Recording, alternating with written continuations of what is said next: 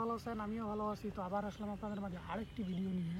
তো এই ভিডিওতে আমি কথা বলবো আপনার হইলো কী নিয়ে, জাম গাছ নিয়ে। হ্যাঁ, জাম গাছ নিয়ে কথা বলবো আমি।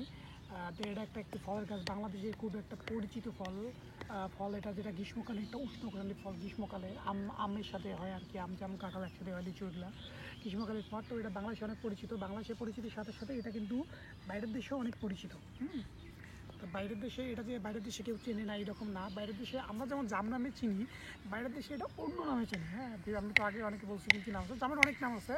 তো বাইরের দেশে অনেকেই অন্য অন্য নামে চেনে। যে জাম নামে চিনতে হবে সেটা না, তো অন্য নামেও চেনা আছে কি জাম। তো এই জামের আমি বিস্তার সম্পর্কে এই ভিডিওতে কথা বলবো, জামের কীভাবে বিস্তার হয়। একটু জামের গাছটি একটু ছোটো, একটা জামের গাছ জুম করে দেওয়া এখান থেকে। তো যে এটি হচ্ছে সেই ছোট জামের গাছটি, খুঁটি বাঁধা জামের গাছ। তো দেখেন এই খুঁটি বলতে খুঁটি বাঁধা জামের গাছ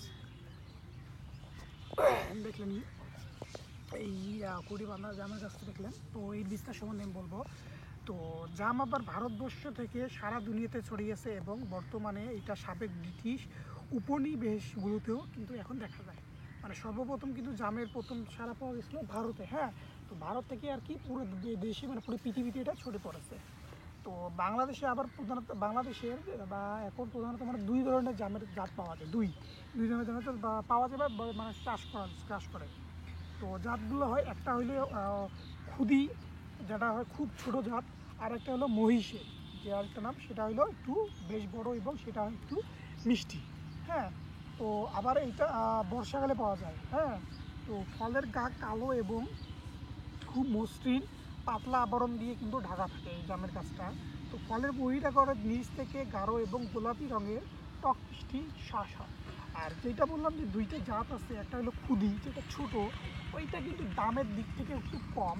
হ্যাঁ, দামের দিক থেকেও কম কিন্তু এবং ওটা একটু মানে অতটা মিষ্টি হয় না, মানে ওইটা অতটা মিষ্টি হয় না। এটা কিন্তু প্রচলন খুব কম, মানে মানুষ কিন্তু মহিষের জাতটাই বেশি খায়, কারণ একটু বড় হয় এবং এটা খাইতে কিন্তু একটু মিষ্টি হয়। এই জন্য মানুষ মহিষের জাতটাই বেশি প্রেফার করে।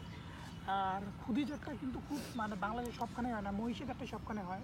খুদি জাতটা খুব কম জায়গায় হয়, মানে খুব স্বল্প জায়গায়, খুব মানে একদম একদম স্বল্প পরিমাণে হয়, মানে খুব বেশি পরিমাণে হয় না।